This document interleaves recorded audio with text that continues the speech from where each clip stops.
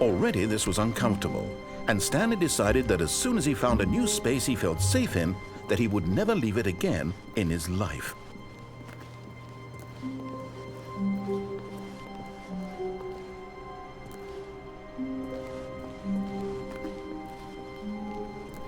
When Stanley came to a set of 2 open doors, he entered the door on his left.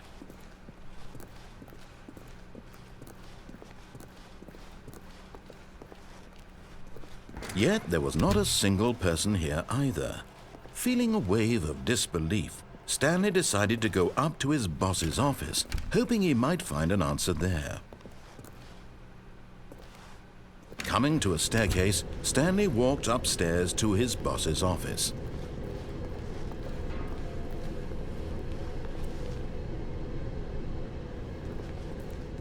But Stanley just couldn't do it. He considered the possibility of facing his boss. Admitting he had left his post during work hours, he might be fired for that. And in such a competitive economy, why had he taken that risk? All because he believed everyone had vanished? His boss would think he was crazy.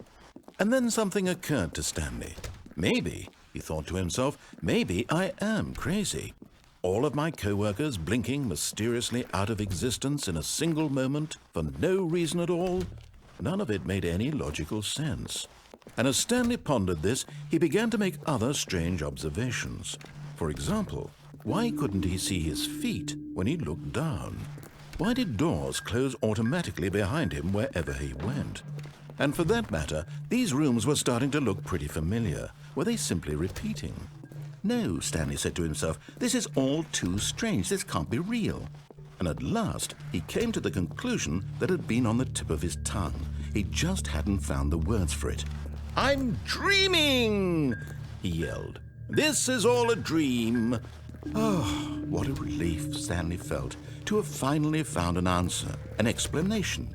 His co-workers weren't actually gone. He wasn't going to lose his job. He wasn't crazy after all. And he thought to himself, I suppose I'll wake up soon. I'll have to go back to my boring real-life job pushing buttons. I may as well enjoy this while I'm still lucid. So he imagined himself flying and began to gently float above the ground. Then he imagined himself soaring through space on a magical starfield, and it too appeared. It was so much fun, and Stanley marveled that he had still not woken up. How was he remaining so lucid? And then perhaps the strangest question of them all entered Stanley's head. One he was amazed he hadn't asked himself sooner.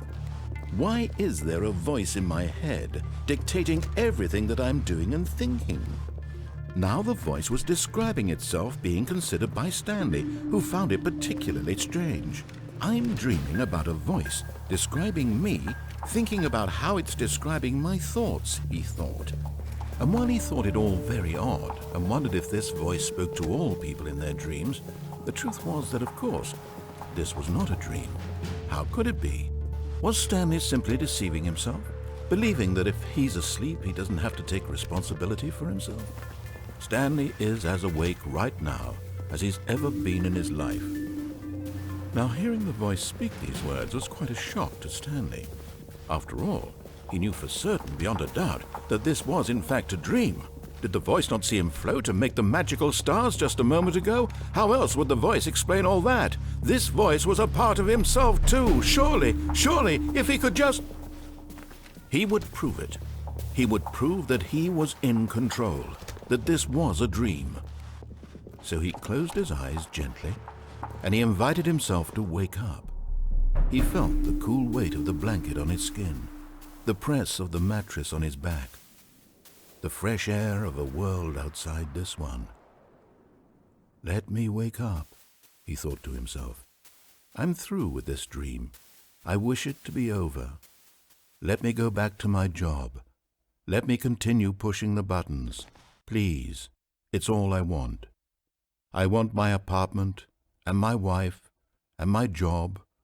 All I want is my life exactly the way it's always been. My life is normal. I am normal.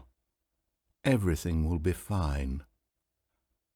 I am okay.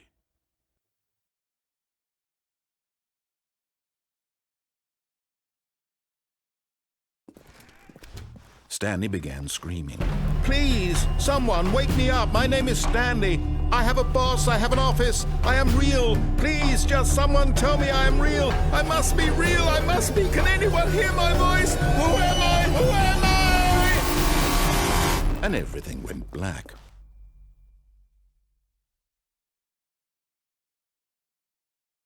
This is the story of a woman named Mariela. Mariela woke up on a day like any other. She arose, got dressed, gathered her belongings, and walked to her place of work.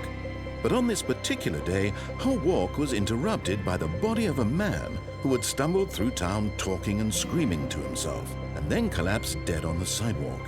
And although she would soon turn to go call for an ambulance, for just a few brief moments she considered the strange man. He was obviously crazy, this much she knew.